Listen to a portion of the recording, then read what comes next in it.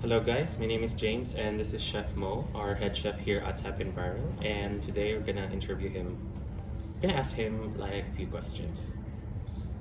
So Chef, the first question would be how do you handle guest or customer complaints?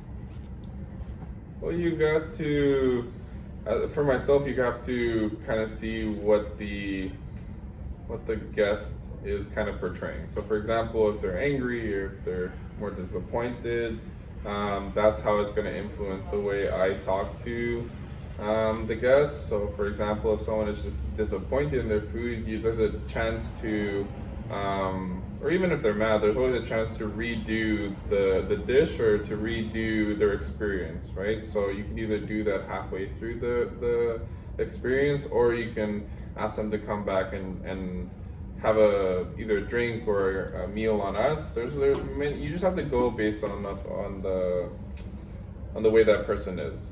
Right? You don't want to come in too hot. You have to be more sympathetic, and I think you have to be understanding that maybe not everyone is built the same. So talking to them as an individual helps out a lot. Okay. So the next one would be what type of training plans do you provide to your employees in order to achieve the company's goals? That one, it just depends on each of the new trainees as well, right? So the way I train most people is like I ask them, how do you like to be trained? Do you want someone to be there for 5 days with you, 8 hours a day, training you for every single dish and standing and overlooking for you? Or would you like it to only be 2 days and then you have some freedom in the third, fourth, and fifth day, right? So just based on each person, you just have to have an honest conversation about how they feel they learn the best and how they want to be talked to and their own training plan. And the company standard is all going to be met within that time frame anyway, so you have to adjust for that.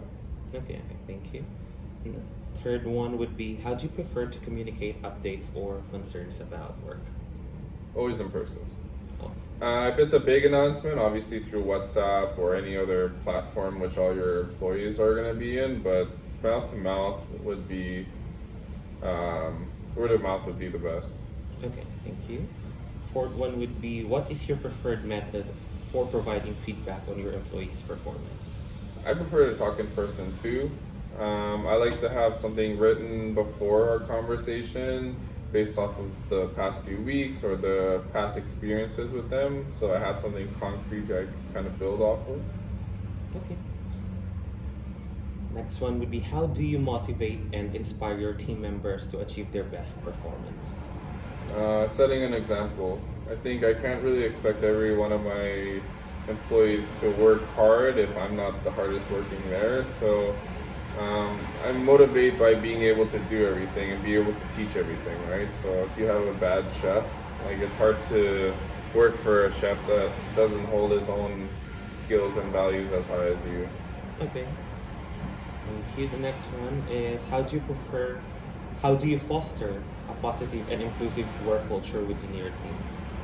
I think just being funny, but also making sure that you're able to set up the business in a good way, right? So, for example, if you're a really nice chef and you're funny and things like that, it doesn't really matter if people are coming to work and everything is either we don't schedule enough people or we schedule too much people and you get cut all the time. Or you just have to make sure you're good at your job, and that will be the only way it sets up everyone for a good work experience. Okay. And how do you maintain your love of cooking after working long hours? Uh, that one, if you really love something, you don't really gotta maintain it. Like, to be honest, you just kind of do it no matter what, if it's for work or if it's for home. So, I cook every day at home, so Okay. yeah. Okay, the eighth one would be how familiar are you with working around specific food sensitivities such as shellfish, eggs, and gluten-free foods? I'm pretty experienced with dealing with dietary issues. Just working in the industry for 6 or 7 years, you just have to know what goes into each thing, and just also knowing the way to prep each item and the way the things are handled throughout the day. Like, you just have to know that. Okay, the second to the last is how would you describe your leadership style in the kitchen? Oh, I don't really know. I don't know. I think I just lead by example. I Mhm. think that's the biggest one, and also just making sure everyone knows all the time as to what's going on in my mind, right? So any changes that happens, I tell everyone. Any news, any feedback, any changes, like as long as I involve everyone, I think that's the way that everyone gets on the same page. Okay. And the last one is, what are your top three qualities for running a successful kitchen? I think everyone has to trust each other. I think trusting each other is a big thing. I think everyone has to take pride, like pride in the work, pride in the place they work for, and then also pride in just themselves. And I think the last one just needs to be, I think, joy. Like you have to have fun while you work, or else it's not going to be a good place to work at, and people are not going to want to work for you. Mhm. So yeah, those are my three things. Okay, thank you, Chef, for the interview. Okay, thank you. Bye, everyone.